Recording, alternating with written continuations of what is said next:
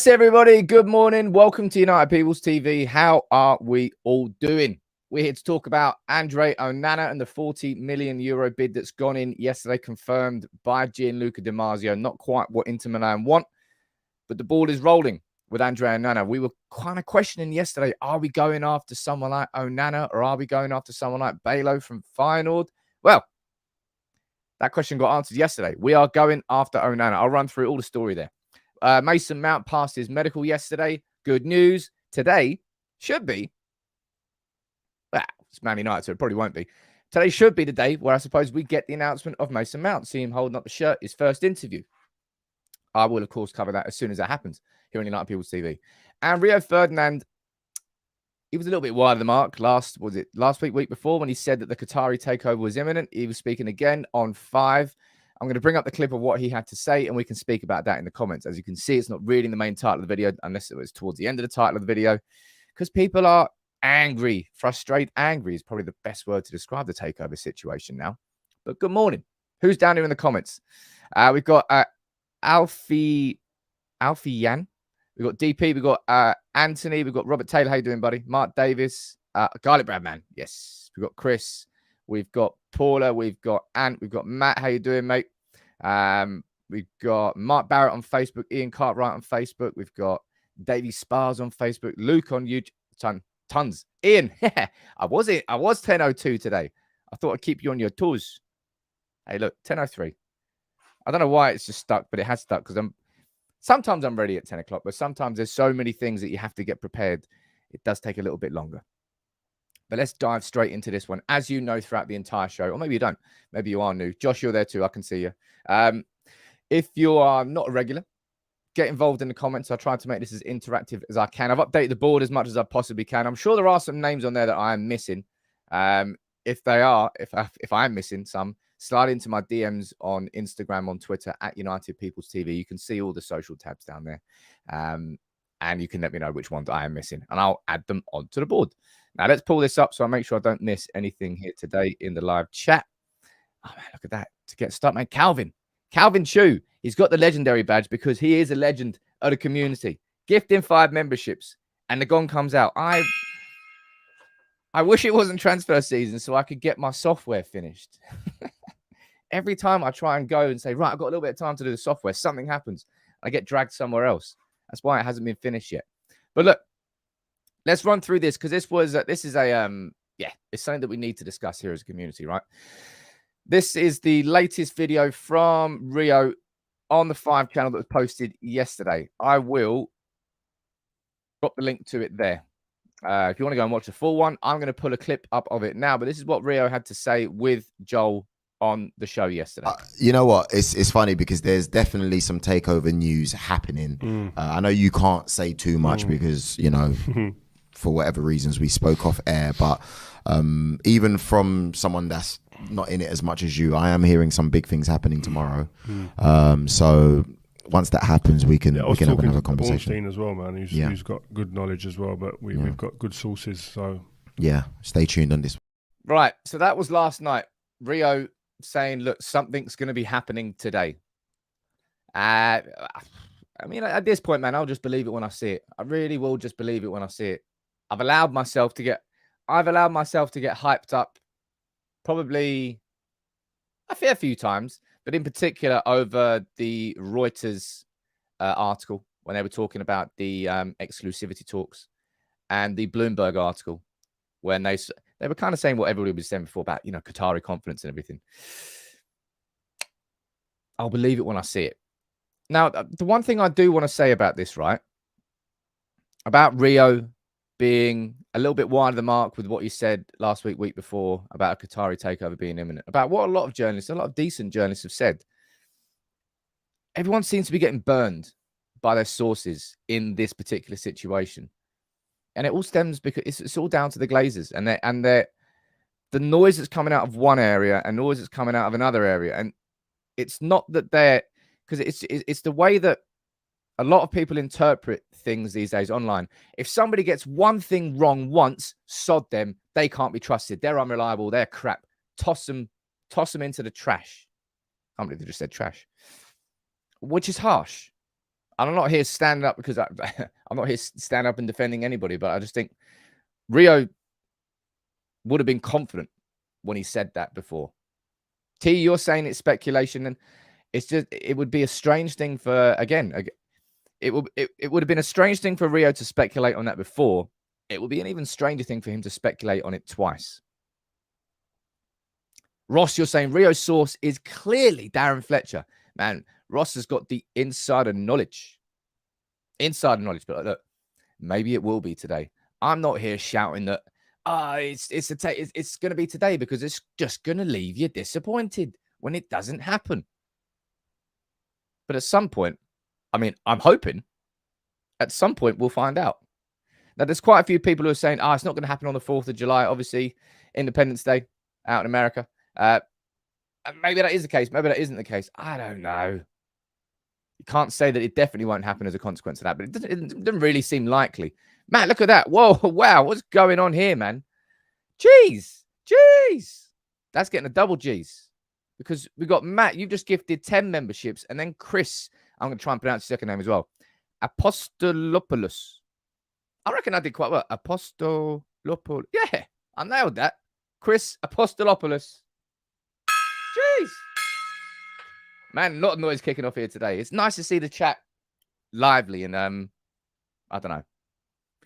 Everybody's frustrated. I mean, the thing that isn't frustrating is we're going after Onana, and that's a big, big thing. And I'm going to speak about Onana next. But yeah, I suppose I hope it's that's cliche, isn't it? I hope it's our Independence Day. I can't wait until we've got a resolution.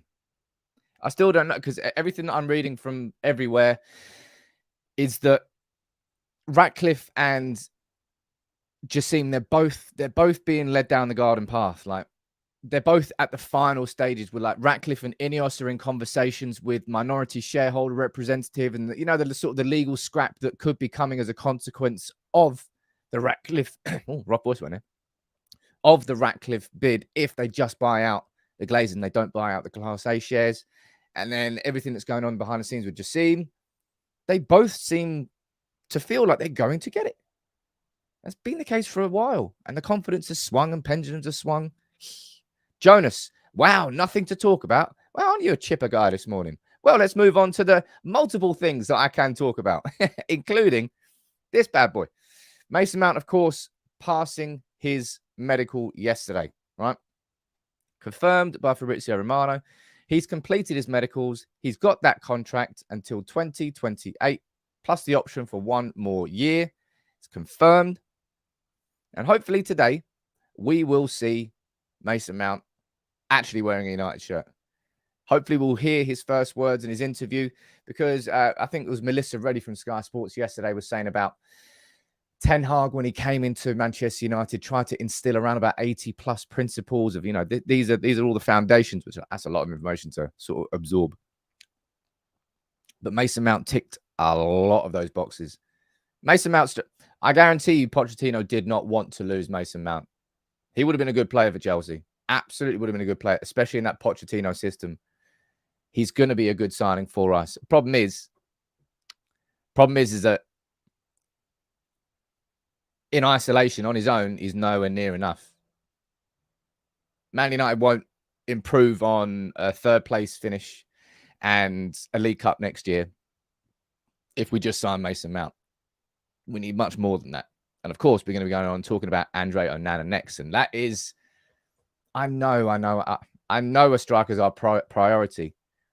But for me, always this summer, that goalkeeper was the one that I knew that could really turn this team into a better direction. As good as we were last year, it was the thing that hampered us the most. Now, I know that not having a clinical striker took away so many points from us.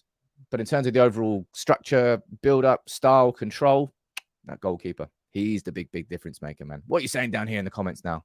Ebifemi, you're saying if the takeover happens now, Sam, does it mean we'll have more cash injection? I think I've kind of maintained that from the start. It's not really going to be the case. Manchester United's budget won't really change this summer. Everything going forward, yeah, maybe. But this summer, especially because it's the 4th of July, we kick off in the 12th of August? I think our first game of the season. Our preseason starts in 7 or 8 days. We've got no actual official signings. The takeover is still going on. We haven't sold one player. We've released plenty. Look, Jones, Butland, Tuanzebe. Well, we sold Iqbal and, well, Laird for like 1.5 mil combined. De Gea's left on a free. He might come back. We don't actually know. But Mason Mount's a good start, but it's still only just a start. Matthew saying, how much do Inter Milan want for Onana? Let's move on to Onana now.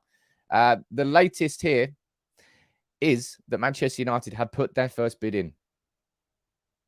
We had that live stream on Saturday, didn't we?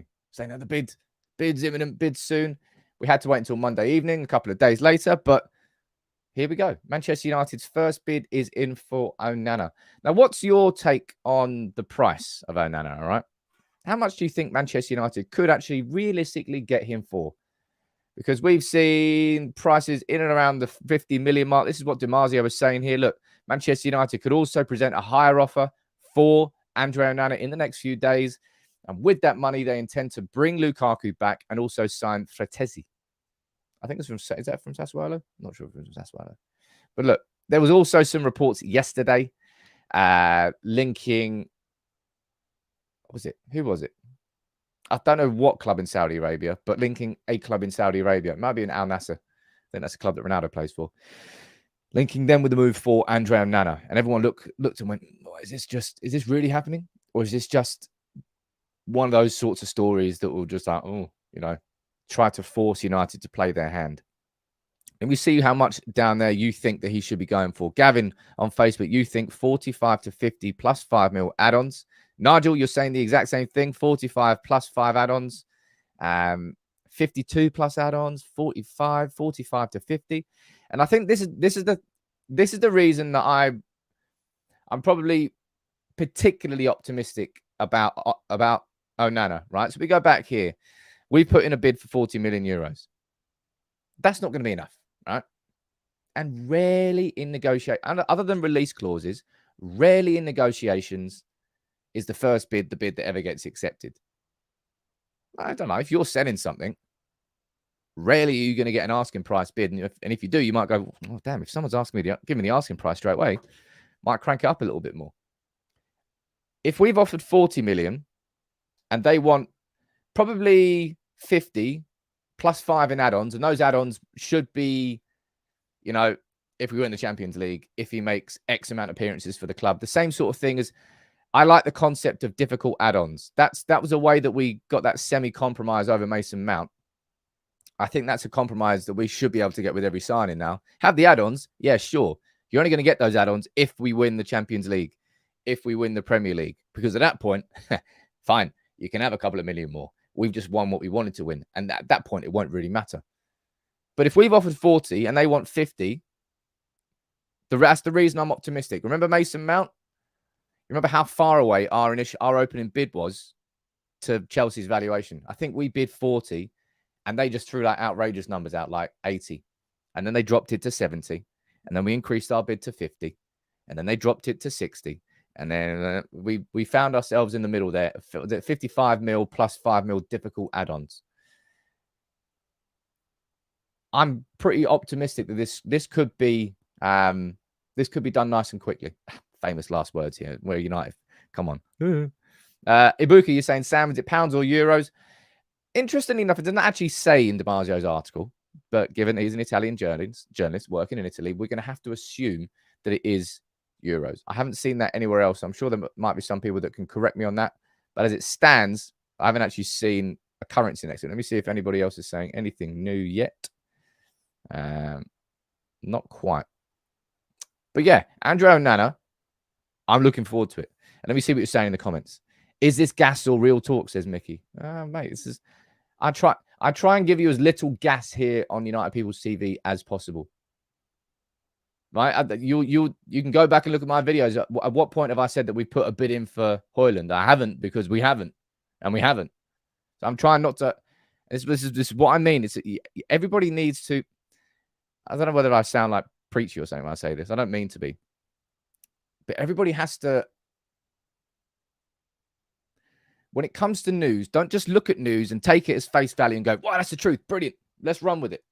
If you hear something, you see something, you go, right, what you immediately should be thinking is that true? Right, let me try and find that somewhere else. Try and find multiple sources saying the same thing. You can corroborate the news. And by doing that, you kind of cut out fake news quite quickly.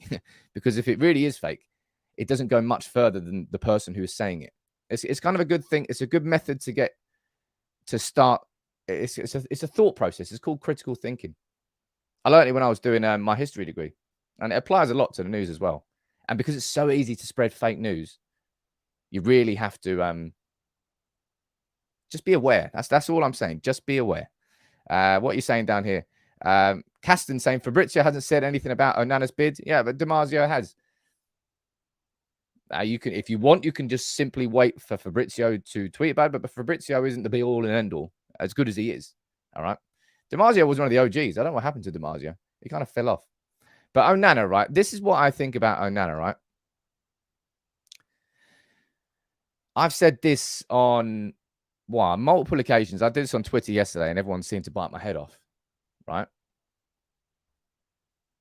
I think that signing a goalkeeper like Onana is more important for United to do before we sign a striker. I think it's a bigger priority to get a goalkeeper in as soon as possible compared to a striker. Now, I genuinely feel our biggest priority this summer is a striker. But the reason I'm saying that we need to get a goalkeeper in sooner rather than later is because of the difference it's going to make to the preseason. Like right now, if Manchester United don't sign a goalkeeper, we're going into this preseason right now, and Tom Heaton is the only goalkeeper who we have in this squad who's probably going to be here next season. Dean Henderson's going to be sold to Nottingham Forest, right? The reason I'm saying this, and I can see plenty of you down here going a bit crazy in the comments. The difference between whatever striker we sign, Harry Kane, Højlund, Muani, they're going to be quite subtle. You're going to have to get used to that striker's runs. Sometimes they'll drop deep. Sometimes they'll sit on the shoulder. And they'll play slightly different. But they'll all play pretty similar. They're all going to be strikers in the right position at the right time to be the goal scorer. De Gea to Onana, that's not a subtle change. That's a completely new book. That is a completely new different style. And everybody in Manchester United's team is going to have to get used to that. Now, Martinez will get used to that pretty quickly. Onana himself will be used to it very quickly because he played in Ten Hag's system. But everybody else, Varane, Shaw, Dalot and Wan-Bissaka, even our central midfielders in when to drop and when to drop deep, when to take a little step forward, all the patterns of play are going to be completely different with Onana compared to De Gea. So that's why I want to sign a goalkeeper first. And United going out, look, we have been linked, and I'll be honest, I think the way that we've acted so far this summer proves that point, because we have been linked with Højlund now for how many weeks? And like a long time. Højlund has been, when did he join the board up there? I don't know where he is. Well, he's on the first one. He's all the way over there. All the way over there. He's been on that could happen for a long time. Yet Manchester United, this is Fabrizio Romano from yesterday, still haven't put a bid in for him. This summer, I think the striker situation is the one that's going to drag out the longest. It just feels like a really tough market for a striker. Harry Kane, that's who we want. We can't afford Harry Kane. Kolo Muani was that's a player that we've remained linked with a lot of money. Rasmus Højlund, you can see the price tag there. Like 60 to 70 million for a 20-year-old who's just had a breakthrough season. I mean, Atalanta are just chancing it. Alex, you're saying, Sam, there's conflicting reports on whether a bid has gone in or not. Not really. There's just been a lot of noise from Italy. Just like there's been, who was it as well? Who was it? Someone in the Italian press kept linking us to. Was it Kim Min Jae? No, I'm sure we were in for him, but they were making it sound like we had agreed, we had got everything signed. It was like 94% done, and then he joined Bayern Munich, and everybody lost their mind. Højlund, there hasn't been a bid so far. Right? Fabrizio Romano yesterday, and this is what I've kept repeating to you over these last 3 or 4 days about getting hyped up. Oh, the bid's gone in because Corriere dello Sport and Gazzetta Italia have said it at some point in Italy. Like, you have to know. Maybe it's not as easy. Maybe it's because I've done this for so long. I've got a pretty good interpretation on who's actually telling the truth and who's just making stories up. So I suppose part of it is instinct. I suppose that's kind of why the show exists, right? But I've maintained pretty much from the whole way through that we haven't really put a bid in for Højlund. And it's something that Romano's said yesterday. And to repeat the sentence I was just saying there, the fact that we've actually gone in and put a bid in for Onana and we still haven't put a bid in for Højlund to me, shows that Ten Hag feels that goalkeeper is more of an immediate problem in terms of the timeline of his preseason. He needs that goalkeeper ASAP Rocky. Now look, it could be Højlund this summer in terms of the striker. It could be Moani. They're the two main ones that we're getting linked with. What other strikers have we been linked with? Let me know in the comments. There might be some names I'm missing from the board, but obviously we've had Harry Kane, we've had Moani, we've had Højlund. I mean, we've had Vlahovic, like, loosely. Any other striker that we've been signed with so far has been pretty loose. It's mainly Højlund. And I'll tell you what, I think if United had the right price for him, we'd probably go out and sign him. But price is the issue. Thuram, you mentioned Taremi down there. You mentioned Ramos. Mate, the Gonzalo Ramos story has not gone anywhere. Has it? Which, of course, would annoy Benfica. But any reports with Ramos to Manchester United have been pretty tentative. The striker that we've been linked with the most, there's two strikers, Harry Kane and Rasmus Højlund, of which we've not moved for either, but we have moved for Andre Onana. And that goes back to what I was saying about the requirements of getting him in sooner before the striker. I think the fact that we've gone after him there is really indicative of that. Now, there's a question which lots of you are asking me in the comments, and it was my next talking point. Look at that. Sometimes I prepare the show properly. Amrabat, okay? I'm going to do this as today's poll, right? Let me whip this one up. The poll. Amrabat to United. I'm going to say yes or no. Would you like that to happen? Would you like that to happen? Right? Okay. Let's pop that down there. Now, Amrabat is... Well, look at that. Tom the Cat, you've put it down there. Amrabat's an interesting link. It is an interesting link because we're looking at a specialist player. We're looking at a proper number 6. Somebody who really is that defensive screening midfielder. Not somebody who's like an all-round midfielder. He's your Casemiro alternative. Now, Fiorentina's president, I think. Is it president? CEO. Same thing. This is what he said about any Amrabat rumors. He said, look, we've not received any bid or proposal for him at all. He's a Fiorentina player now. If an offer comes in, we will consider it. And I'm going to let that poll run for a while. But if you look at Manchester United's midfield, right? I think we could, in an dream world, we could have made 3 midfield signings this summer. Number 1 would be the one that we've got in Mason Mount. That number 8, combative, high pressing, good defensive work rate, bit of an all-round midfielder who has a natural instinct to go forward. That's Mason Mount. Number 2, your Moises Caicedo. Your all-round, absolute elite level, box-to-box midfielder who can pretty much do it all. Someone like Caicedo or Rice, I think there was a position for that midfielder in our team. And the third one is a Casemiro alternative. So they're 3 different profile midfielders, and if Ten Hag could wave a magic wand, he would have signed all of them. But he hasn't got that much money. Amrabat How much do you reckon he'd cost? I don't know. Genuinely, I have no idea. Obviously, with Morocco, Amrabat lit it up. Also was it the conference final? I was genuinely quite impressed. It was Fiorentina, wasn't it? Fiorentina against West Ham. He's got some playmaking ability from deep. He could really be a fantastic alternative to Casemiro inside this squad. And I'm going to be speaking about Romeo Lavia next, but I think price-wise, we're going to get shafted for that one. I'm going to see what you think about Amrabat and the price.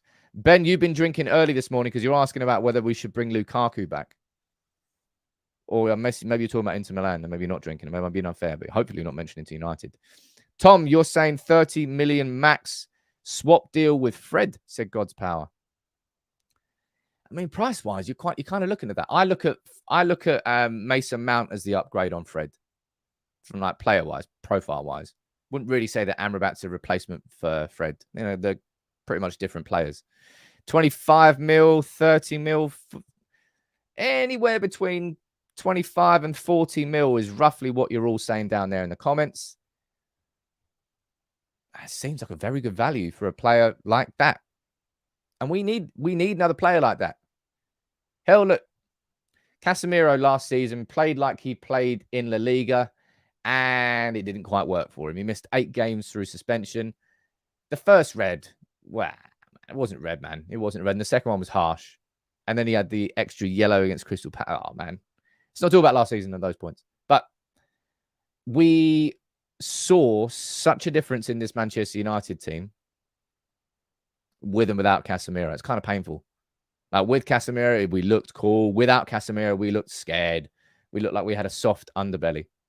Now, I'm not saying that Amrabat could come in and do everything that Casemiro does, but he would certainly... the drop-off between Casemiro and Amrabat would be far less severe than the drop-off between Casemiro and what we saw last season. Man United scrambling around to try and play without him. But the problem is budget. The problem with Amrabat is budget, right? Because if you're looking at the priority list this summer, we all had striker as number 1. Everybody had that. And some of us said the second striker is number 2. I personally had the goalkeeper high up that list.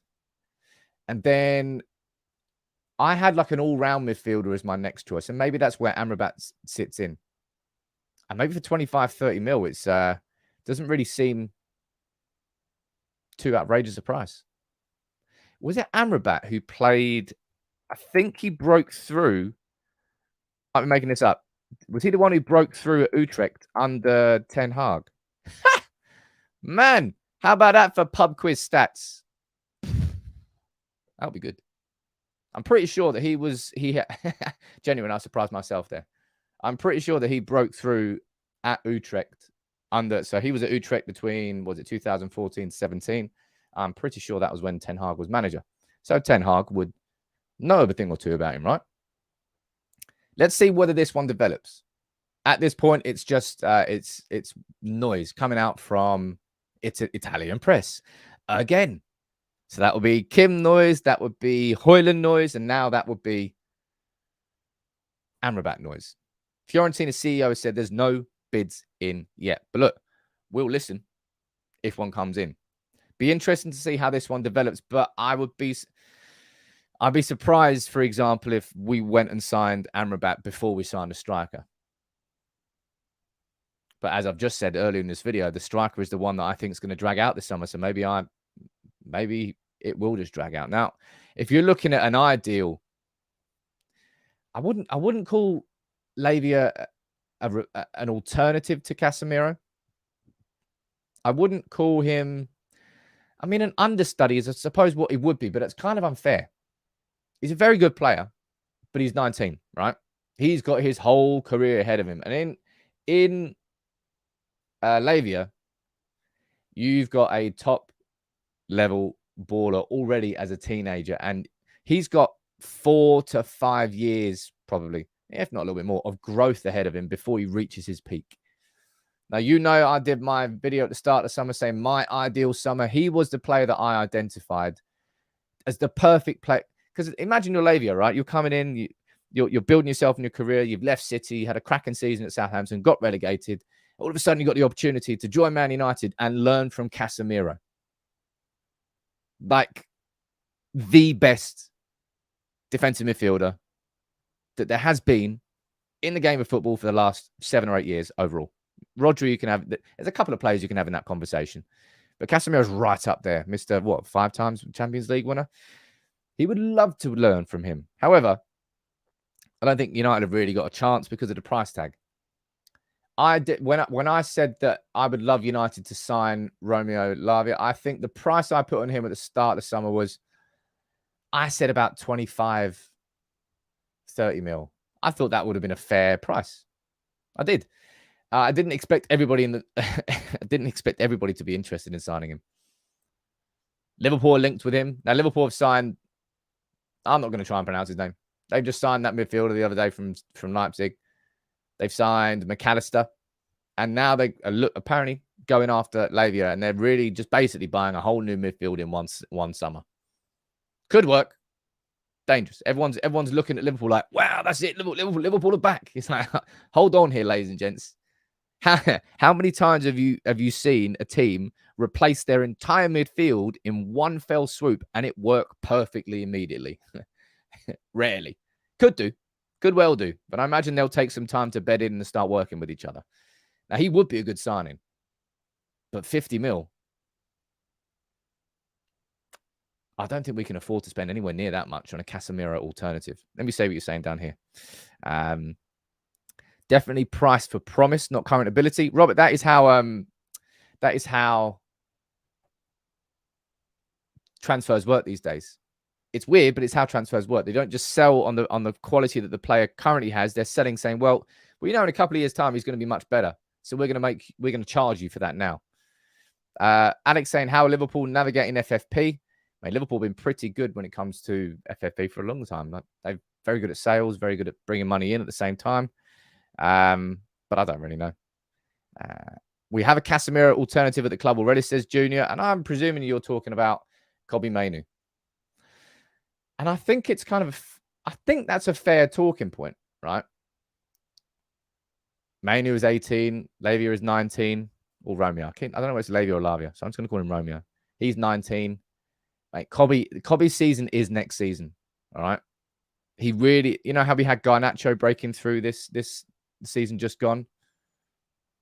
That is where we are going to have Mainoo. I can't wait to see what he does next year, right? Caston saying, Sam, sorry to take you off topic. Rio dropped another bomb yesterday. Well, you should have joined in at the start of the show, mate, because we talked about it for about 5-10 minutes. And someone that no one really is talking about, which I kind of find a little bit surprising, is Ryan Gravenberch. Again, a player who I spoke about early doors. A player, if you're looking at Ten Hag, he was a player who they brought through to replace Frankie de Jong. I think he played alongside Edson Alvarez. Edson Alvarez was more of like the deeper line playmaker. Gravenberch was somebody who brought it forward a little bit more. Gravenberch, not really had too much noise around him. We know that he'd be perfect in the Ten Hag system. I think there's a chance that we could sign Gravenberch on loan for a season. I think that would be a conversation that would be a decent one for us to have. Bayern Munich have obviously just signed Konrad Laimer. They've got, what's his name? I forget his name. Kimmich? Is it Kimmich? I think it's Kimmich. They've got a stacked midfield. I think there's a chance that we go in there and we try and sign Gravenberch on loan for a season. Therefore, we reduce our outlay. We get a player of his quality in. You might say, Sam, that's pointless. Why would we sign him on loan for a season and then send back a better player? Which I kind of understand. But maybe if Gravenberch nails it here, then we could buy him at the end of that. I think that's one to watch. Just an instinct thing, right? And I think that would be an absolute super signing. And imagine, as I said, if we can get him on loan, then great. That's the sort of smart deal that we could and should be doing this summer, in a summer where we don't have that much money. Guess it. Kimmich and Goretzka. Yep. I don't think he's going to get much of a chance next year. So let's find out. Rennie, you're saying Gravenberch is an 8. Yeah, Gravenberch is somebody who played the more aggressive of the two midfielders in Ten Hag's second version of Ajax. It was Edson Alvarez who played a little bit deeper, and it was Gravenberch who kind of brought the ball forward a bit. But he can play in it. I just think it's one to watch, all right? I just think it's one to watch. Kieran Iconi, you're saying, any news on a takeover? We covered it all at the start of the video, buddy. I ran through Rio's video. I ran through everything that we spoke about there. So if you want to, have a little skip back to the start and you can see that. Who else we got down here? Oh, yeah. That was a video I spoke about yesterday. And I think I've mentioned this to you all summer long. I know it's been frustrating that we haven't completed any signings, but I've been more concerned about our lack of sales, about what's going on with, Dean Henderson, Harry Maguire, Martial, McTominay, Van der Beek, Fred, Williams. How many other players? Don't know. And I did my video yesterday on an update from Fabrizio Romano on 7 players, including Henderson, including Van der Beek. Interestingly enough, there was no real mention of McTominay or Martial. And with Martial, I think I really want Manchester United to move Martial on this summer and replace him. But I think it's the fact that we probably won't be able to replace him as to why he probably will stay. I just don't think we're going to have the budget to get 2 strikers in. So I think Ten Hag might delay that conversation around Martial for 1 season and just have that. As long as we sign the main striker and Martial is the backup, then there'll probably be a possibility that Martial could have an impact. But he shouldn't, next season, he should never play more than 45 minutes in a game. He can't do it. He cannot do it. As soon as you go that far, his body goes, boop. So understand that, accept that, and play him like that. No, don't ever play him for more than 45 minutes, and you might be able to get 2 games out of him a week. Playing for 70, 80 minutes, the next game, he's probably going to pull up in the 40th minute. I would like Martial to move on already.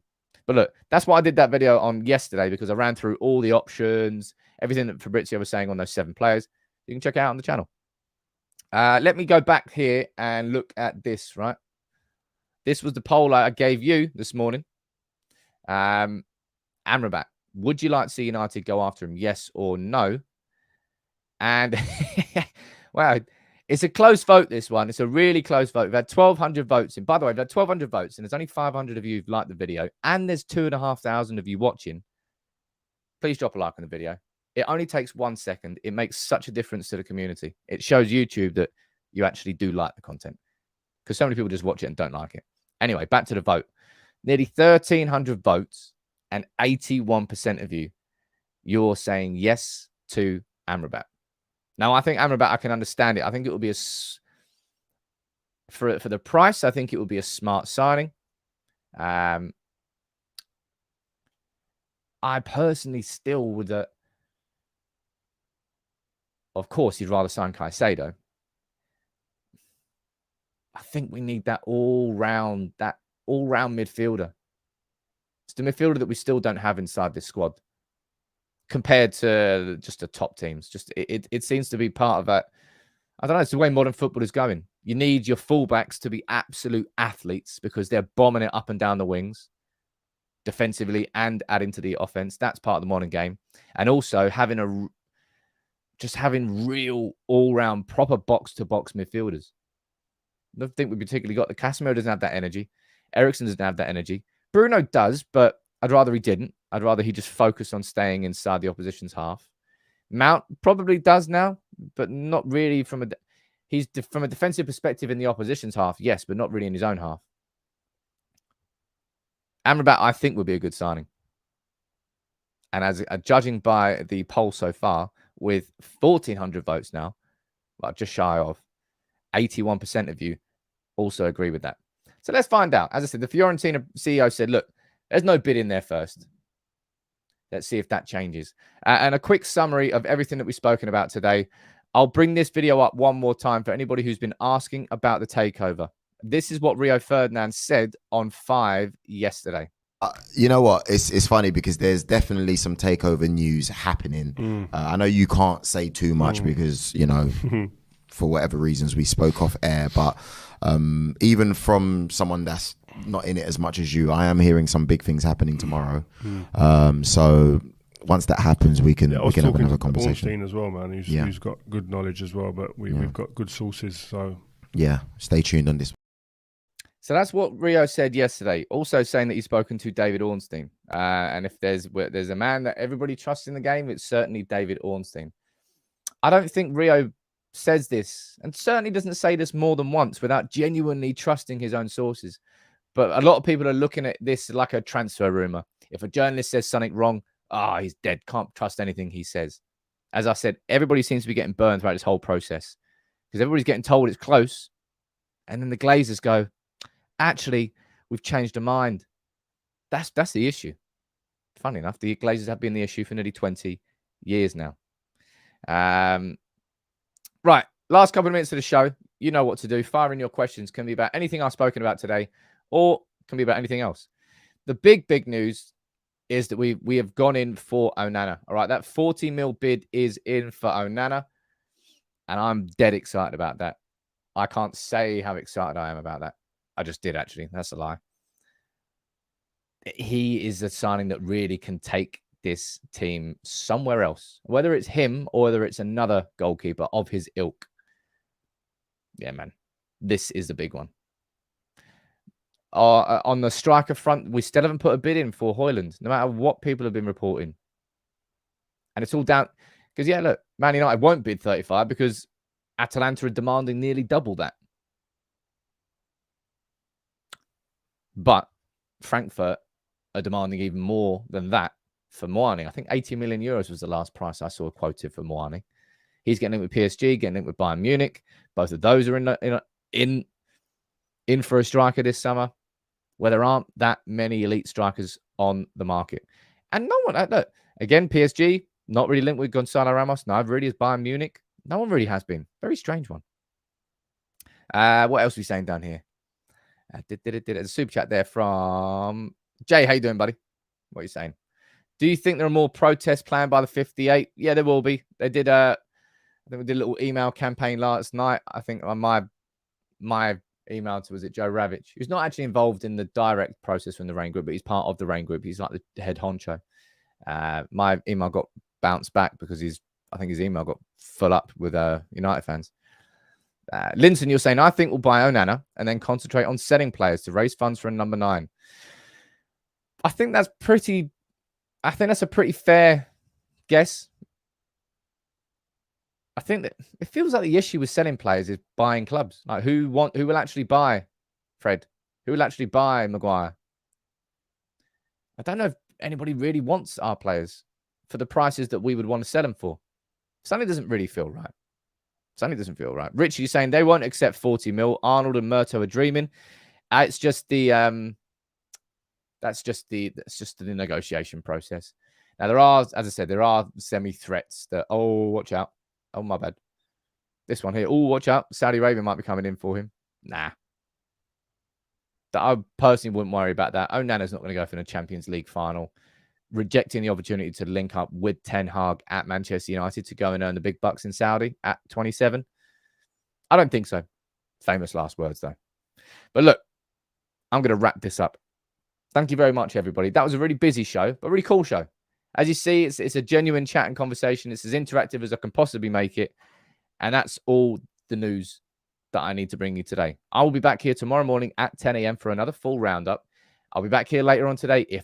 Hey, Rio, if you're right, then I will be back here probably drinking on a Tuesday. Anyway, I'll be back here with my lunchtime video, as I always am. Thank you very much to Chris Apostopoulos, I think it was. Matt, you gifted 10 memberships. Bully, I think you gifted some as well. All of you, legends of the channel, legends of the community. You make it what it is. I'll see you soon.